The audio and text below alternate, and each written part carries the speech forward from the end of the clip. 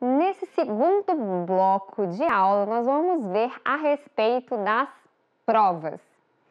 Provas, vocês vão ver essa parte que está especificamente tratada na parte geral do Código Civil e vocês também terão contato novamente com esse ponto, né, de prova, com esse instituto da prova, quando estiverem cursando a disciplina de Direito Processual Civil 1, quando estiverem estudando aí o processo de conhecimento. Porque a prova ela tem esse duplo caráter, tem tanto para provar aspectos de uma relação jurídica material, como ela também é necessária para provar situações e relações jurídicas no aspecto processual. Então, é uma matéria que a gente estuda de uma forma associada entre o Código Civil e o Código de Processo Civil. Dentro do que é o objetivo da nossa disciplina de Teoria Geral do Direito, nos concentraremos apenas nas disposições relativas do Código Civil sobre o Instituto da Prova. De início, já exponho para vocês que a prova ela é importantíssima pelo fato de ser através de uma prova que a gente consegue demonstrar a existência no plano fático de um fato, de um ato ou de um negócio jurídico. No Código de 1916, havia um capítulo destinado à prova dentro da seção relativa ao negócio jurídico. O legislador aí do Código de 2002, ele sanou esse vício, porque ato, fato, também necessitam de provas para serem confirmados a sua existência no plano fático. Então, hoje a gente tem aí um capítulo destinado ao estudo detalhado da prova. A prova, como uma regra geral, ela pressupõe 3 requisitos necessários. A prova, ela tem que ser admissível. Significa que a prova, ela não pode ser proibida pelo direito. Então, somente podem ser, provados os fatos a partir, então, de meios que a própria lei estabelece como válidos. Como, por exemplo, a lei estabelece como válido uma prova documental, considera como válida uma prova testemunhal, considera como válida uma confissão. Isso são meios de provas que o próprio direito admite como correto aí para provar a existência de um fato. De outro lado, a prova ela também tem que ser pertinente. Significa que ela tem que ser adequada a demonstrar o fato, que está sendo alegado.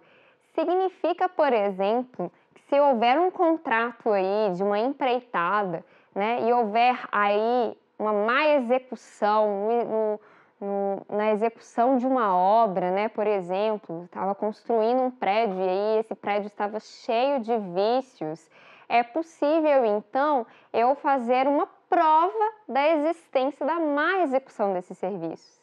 E qual que é a prova adequada? Seria justamente uma prova pericial, feita por técnicos especialistas para constatar onde está cada defeito daquela obra.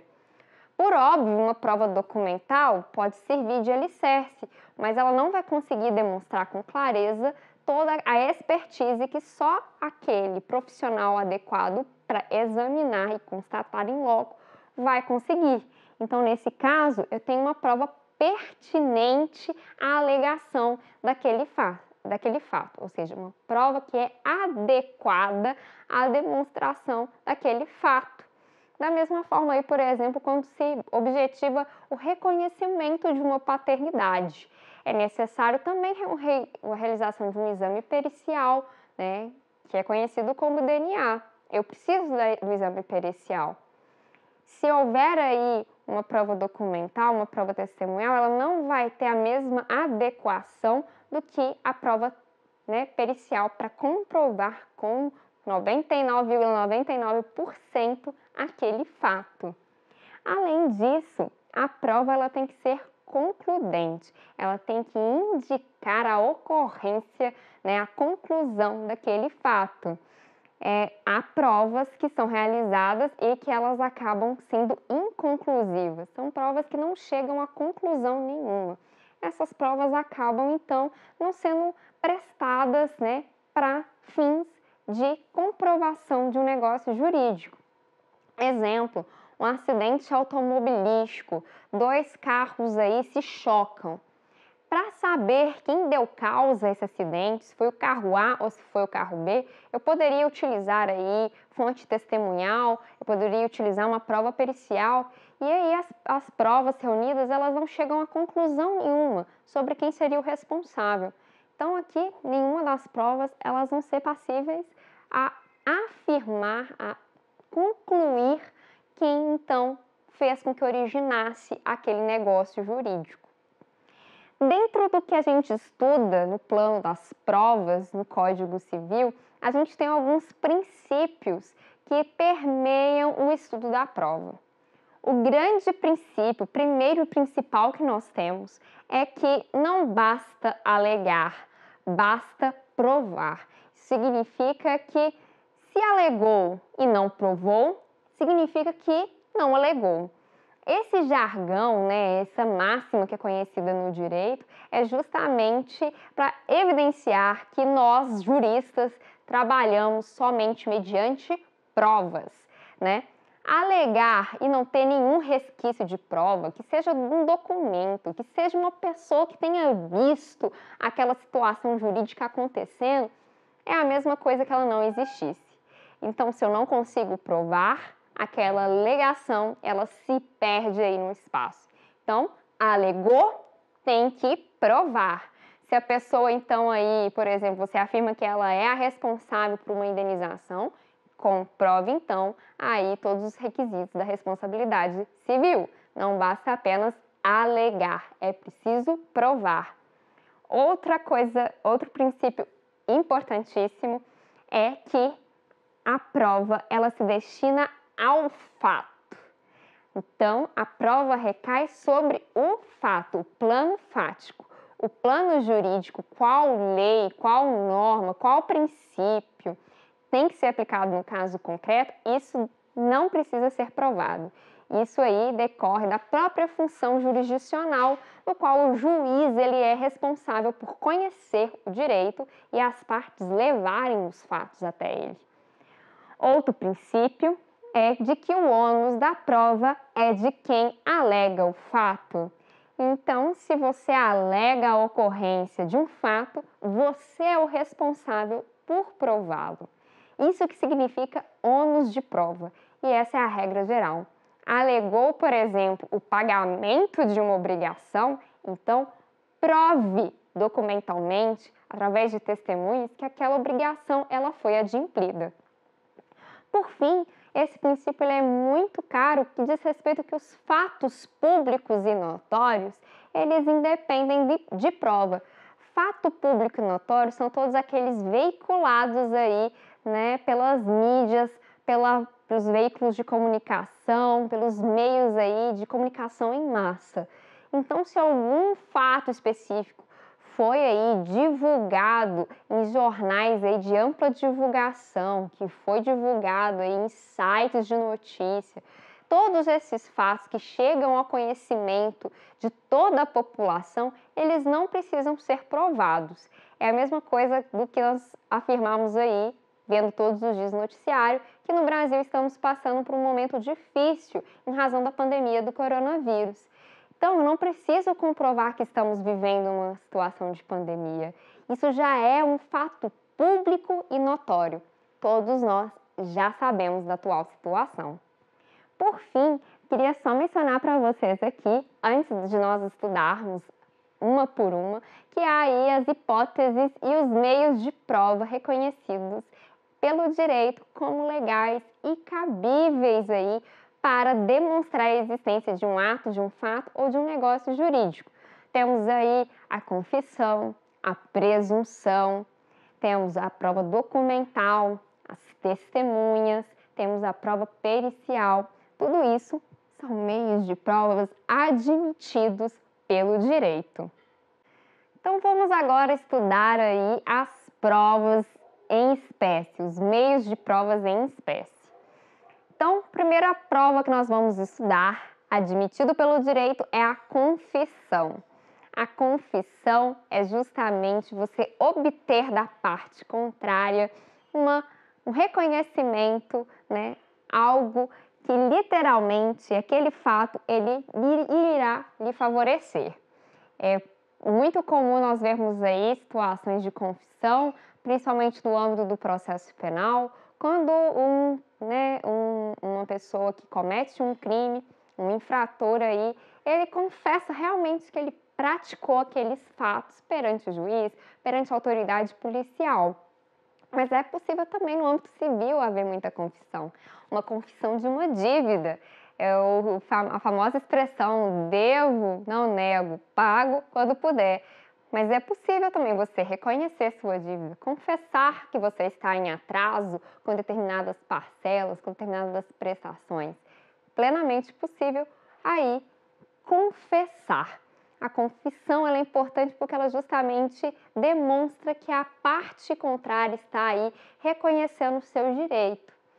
Importante destacar com relação à confissão que não é toda e qualquer situação que configurará uma confissão. Eu preciso de elementos essenciais.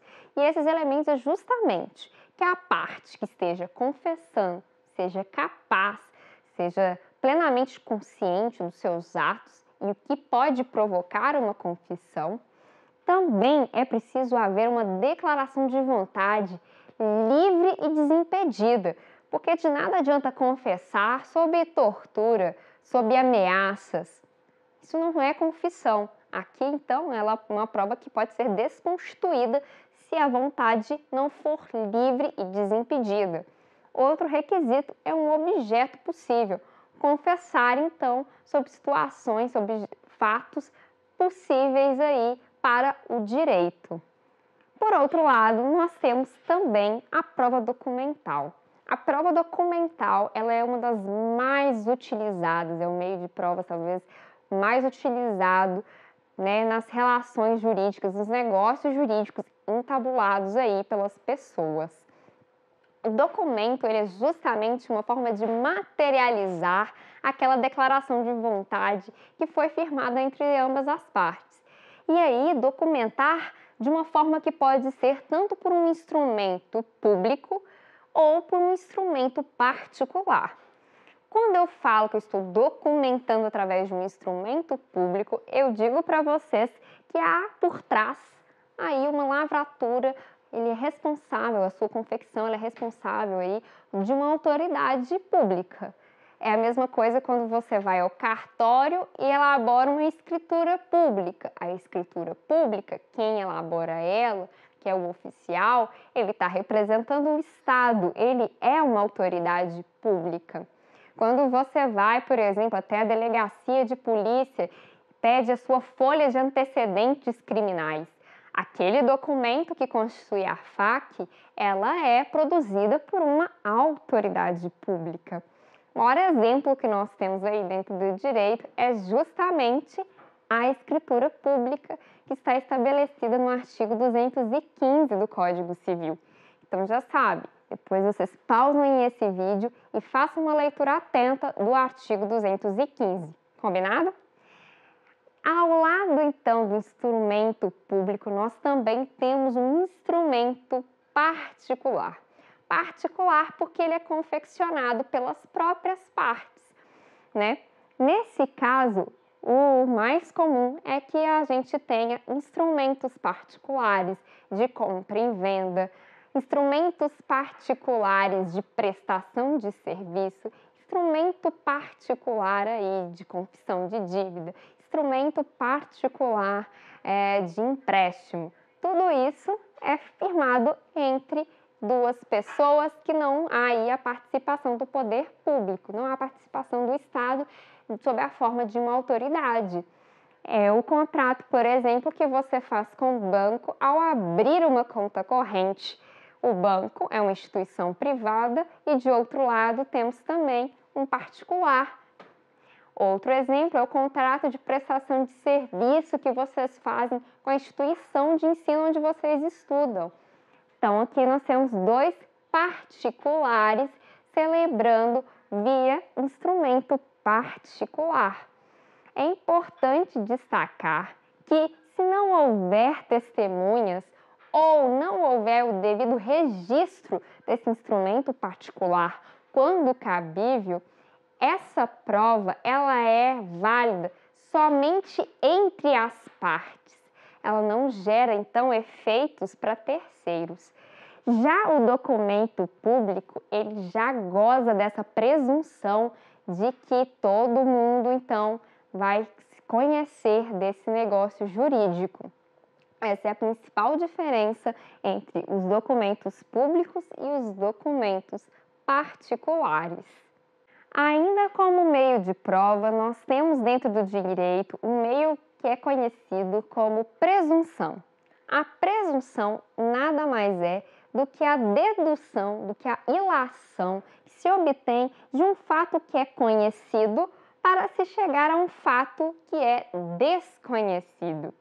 Vocês vão lembrar lá no início do nosso curso que nós falamos sobre o fenômeno da morte presumida.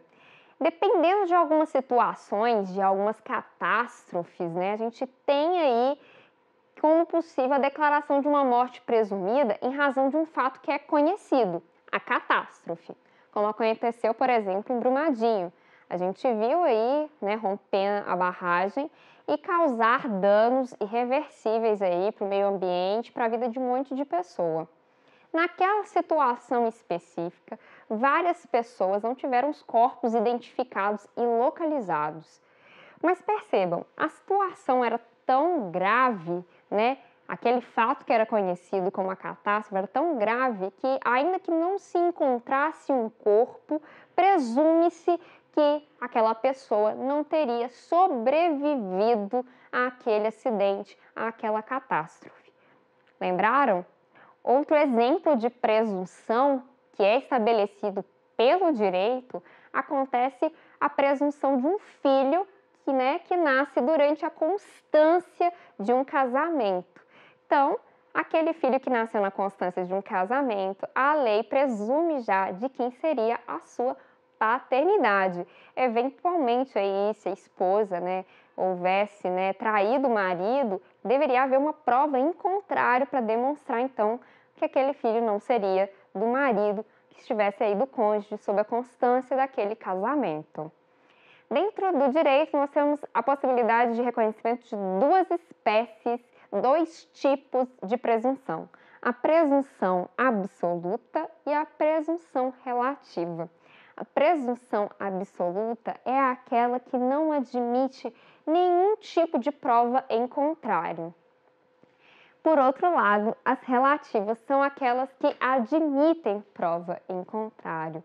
No caso específico aí do filho, é possível, então, desconstituir por meio de uma ação aí de negação da paternidade, reconhecer que aquele não era seu filho, através do exame pericial do DNA.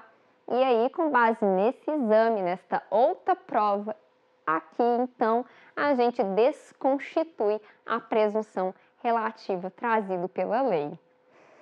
Outro exemplo que nós temos de prova é a perícia. E a perícia, ela se classifica em três possibilidades.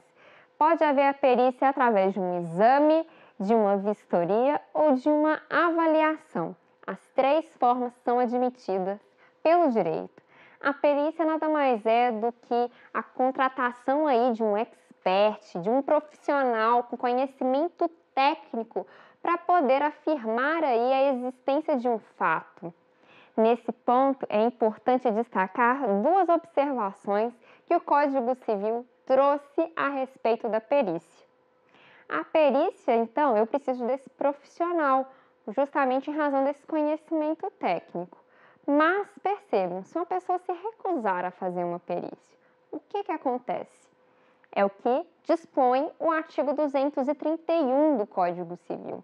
Aquela pessoa que se recusa, então, a passar por uma perícia, uma perícia médica, por exemplo, um exame clínico de um médico, não poderá aproveitar de sua recusa, não poderá, então, utilizar da sua própria torpeza para justificar aí a existência ou não daquele negócio jurídico. É o caso, por exemplo, de uma pessoa que sofre um acidente, né, um acidente de trabalho, por exemplo, fica incapacitado e tem que passar por uma perícia, um exame clínico detalhado, né, para ver se ele tem condições ou não de voltar ao trabalho, de voltar a exercer suas atividades laborais. Se ele se recusa a passar pela perícia, ele não pode aproveitar-se dessa situação. Então, se ele não passou pela perícia, né, não foi possível constatar se ele está apto ou inapto, ele então não pode gozar dessa recusa. Outra questão importante é o que traz o artigo 232. No artigo 232 estabelece que a recusa à perícia médica ordenada pelo juiz poderá suprir a prova que se pretendia obter com o exame. Acontece muito aí em casos aí de investigação de paternidade, em que o pai ele se recusa aí a realizar o exame médico. Nesse caso, eventualmente, a recusa ela pode ser aproveitada como uma prova de que aquele poderia ser o pai da criança. Por fim, a última prova que nós temos aí que estudar é a prova testemunhal. A prova testemunhal ela é muito conhecida aí pela doutrina como uma prova aí nebulosa, já que nunca sabemos o que esperar da fala de uma pessoa que tenha testemunhado um fato. No momento, ela pode ter visto uma determinada situação e depois, perante um juiz, ela afirmar outra completamente diferente. Por isso que a testemunha ela tem esse caráter aí nebuloso por detrás da sua concepção. É importante destacar que temos duas espécies de testemunha. Eu tenho uma testemunha que é instrumentária. A testemunha instrumentária é aquela que atesta, confirma um negócio jurídico que foi celebrado mediante uma assinatura em um contrato. Isso que significa testemunha instrumentária. Por outro lado, eu tenho a testemunha judiciária. Judiciária porque é aquela que é ouvida perante a autoridade judiciária, perante o juízo, perante o magistrado. Então, temos essas duas espécies de testemunha. Dentro do Código Civil, há aí um rol estabelecido de pessoas que não podem ser testemunhas. Nós temos aí os menores de 16 anos, temos também aquele que for interessado no litígio, um amigo íntimo de uma das partes ou um inimigo capital. Então, essas pessoas, por óbvio, pelas próprias paixões e emoções que envolvem, elas não estariam aptas para ser testemunhas. Também não podem ser testemunhas os cônjuges, ascendentes, descendentes e os colaterais, até o terceiro grau de alguma das partes, que seja por consanguinidade ou por afinidade. Essas pessoas também não podem ser testemunhas. Não é possível chamar, então, o pai, a tia, o irmão, o sogro para ser testemunha em um caso aí, em um negócio que você tenha entabulado. Isso é vedado pelo Código Civil. Porém, a própria lei ela traz aí uma exceção, que é a possibilidade de se provar fatos, né, que só essas pessoas conheçam. Então, se só o seu pai conhecer sobre a existência de um fato, ele vai poder ser ouvido, mas nesse caso ele será ouvido na condição de informante, né? O juiz ele pode então chamar essa pessoa que ela está impedida para ser testemunha para ser ouvido nessa condição, justamente para poder demonstrar a existência daquele fato. Pessoal, então aqui nós encerramos nossa disciplina de Teoria Geral do Direito, encerrando o tópico específico sobre provas. Quero agradecer imensamente aí pela dedicação de vocês, pela participação durante as aulas, e eu me coloco à disposição para solucionar todas as dúvidas que vocês tiverem. Continuem contando comigo, com o meu apoio, estamos juntos nessa e eu espero em breve poder revê-los novamente. Um grande abraço, muito obrigada por fazer esse semestre tão especial e tão bacana como foi da disciplina de Teoria Geral do Direito. Grande abraço, até a próxima!